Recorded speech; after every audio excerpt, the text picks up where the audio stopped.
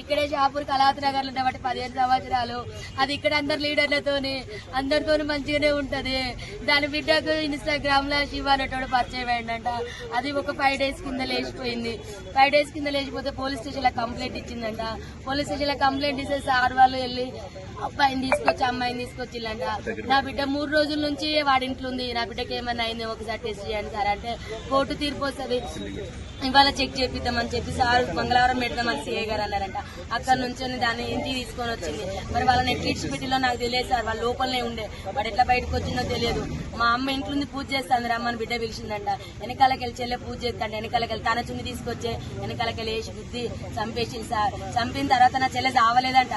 కొనుపుతో కొట్టుకుంటా అంటే మళ్ళీ పిలిచిందట. వాడు పోయిన తర్వాత రా మా అమ్మ చచ్చిపోలేదు, చంపేసినాక మనం ఇద్దరు వెళ్ళిపోతాం రమ్మంటే వాడు మళ్ళీ వచ్చి సుత్తె కొట్టే సుత్తతోని కంతలు ముగ్గులు కొట్టి ఇవన్నీ గట్టిగా బిసికేసి ఇట్లా ఊరేసి కడుపులంతా గుద్ది చంపింది సార్. నా చెల్లె ముక్కు నుంచి బ్లడ్, నోటి నుంచి బ్లడ్, ఇల్లంతా పెరుగులాట చేసింది. వాళ్ళిద్దరితో మస్తు కొట్లాడింది నా చెల్లె బ్రతకడానికి, కానీ అవ్వలేదు. నా చెల్లె పెద్ద బిడ్డ చేసింది సార్. దాని వల్ల లవర్ చేసింది సార్ శివానటోడు. అమ్మా నా చిన్న బిడ్డను బయటికి పంపించిల్లు. నా చిన్న బిడ్డ ఉంటే చంపబోవు. అది 8 నెలల నుంచి ప్లాన్ చేసిన సిఐ గారికి కంప్లైంట్ ఇచ్చింది. ఇప్పుడు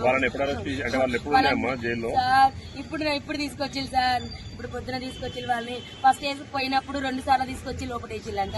మరి వాళ్ళు ఎందుకు పిచ్చిలో ఏ రకంగా బయటకు వచ్చినో తెలియదు సార్. వాడు బయటకు వచ్చి వెంటనే మా చెల్లెని చంపేసిండు. ఇంత దారుణమా, ఇంత మోసమా, ఇది అన్యాయం. న్యాయం కావాలి సార్ మా చెల్లెకు. ఇంత న్యాయమైన పరిస్థితి తల్లికి రాలేదు. కేసంద్రం మండలం గ్రామం వినుగుర్తి సార్. మా దగ్గర అమ్మ కళాశారదిలో జాబ్ చేస్తుంది సార్. ఇక్కడ కళావతి నగర్ లో కళాశారదిలో జాబ్ చేస్తుంది.